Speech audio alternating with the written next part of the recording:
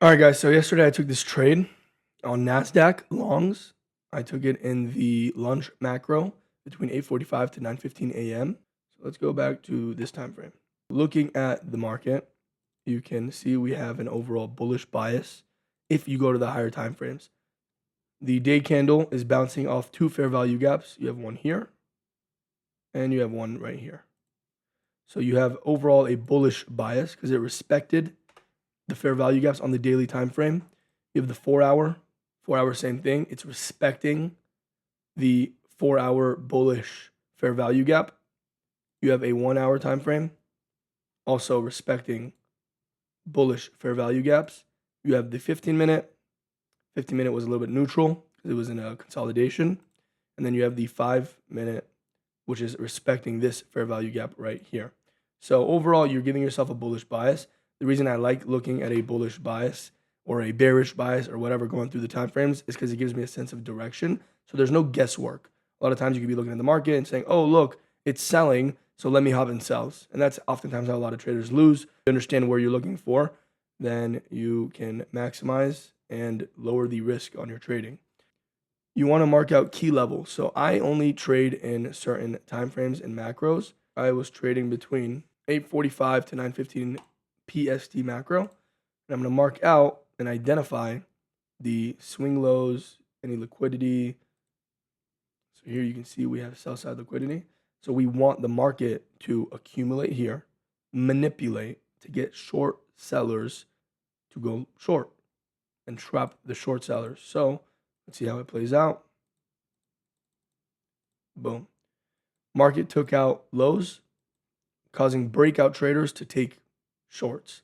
Now in retail, you can normally, they would teach you put your TP here and you go for a 25 pip or 25 tick stop loss.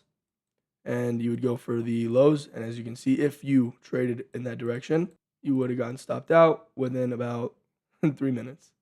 So again, takes out lower lows, creates a order block, which then becomes a breaker block. So over here, it's an order block. And then once it takes out these lows over here, breaker block.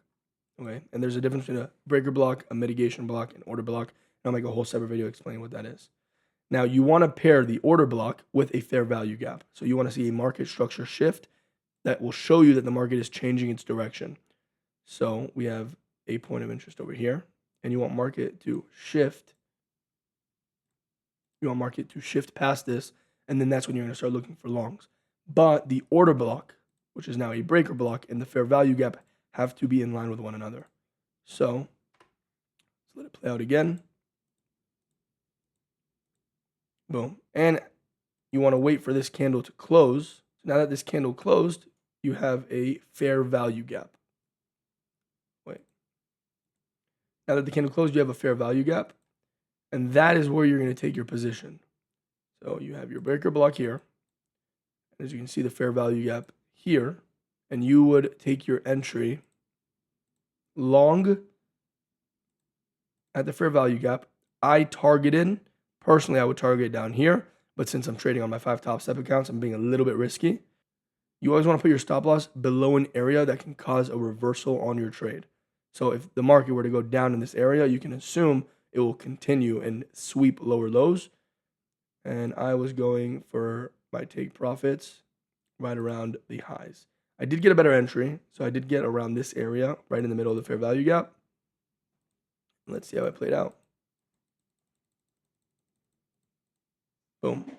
So within about 13 to 10 minutes, this is how I would trade this model.